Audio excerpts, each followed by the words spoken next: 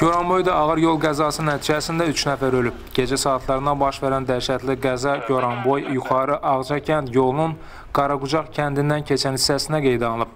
Zərbənin güclü təsirindən avtomobillər deformasiyaya uğrayaraq tanınmaz hala düşüb.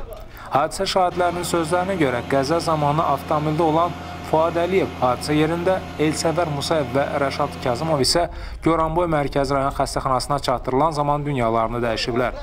Dəhşətli qəza zamanı həyatını itirən Fuad Əliyev Goranboy rayon icra hakimiyyəti başçısının köməkçisi vəzifəsində çalışıb. Faktla bağlı rayon polis şöbəsində araşdırma aparılır. Cabir Məmmədov, Şamxal Cəlloğlu, Səs TV, Goranboy. Yolu boşaldı, yolu boşaldı. Yolu boşaldı, yolu boşaldı.